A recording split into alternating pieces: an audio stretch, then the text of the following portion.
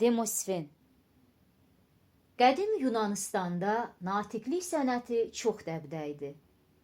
Dərin biliklərə və gözəl danışma bacarığına malik olan natiqlər meydanlarda cəmaatın qarşısında saatlarla çıxış edir, onların rəğbətini qazanırdılar. Belə məşhur natiqlərdən biri də Demosfen olmuşdu.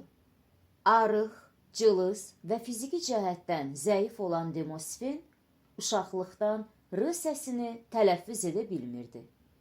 Tez-tez kəkələdiyinə görə onun dediklərini anlamaq çətin olurdu. Demosfen danışarkən çox həyəcanlanır, tez-tez çiynini atır, şax dayana bilmirdi.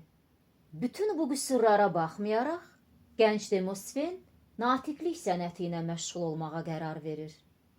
O, gözəl və mənalı bir mətn hazırlayır. Nitq söyləmək üçün kütlə qarşısına çıxır. Lakin onun xalq qarşısında ilk çıxışı uğursuzluqla nəticələnir.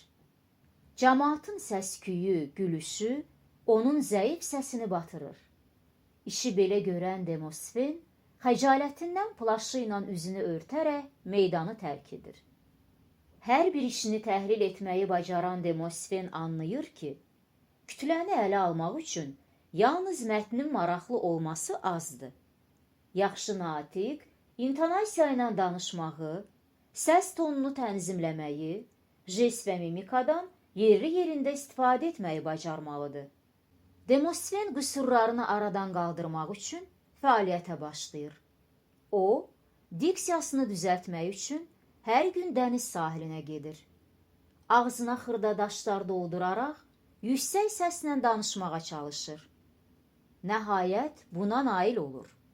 Artıq Demosfen elə ucadan danışırdı ki, dənizin güclü dalğalarının səsi onun səsini batıra bilmirdi. İradəli gənc çiynini atmağı tərk etmək üçün tavandan bir qılınc asmışdı. Danışanda qılıncın altında dayanırdı. Çiynini atanda qılınc onu yaralayırdı.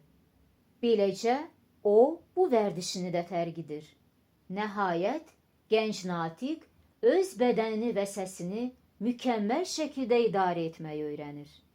Xalq artıq Demosfenin çıxışlarını böyük coşqu ilə qarşılayırdı. Beləliklə, Demosfen nəinki Yunanistanda, hətta bütün dünyada ən mahir natiq kimi yaddaşlara həkk olundu.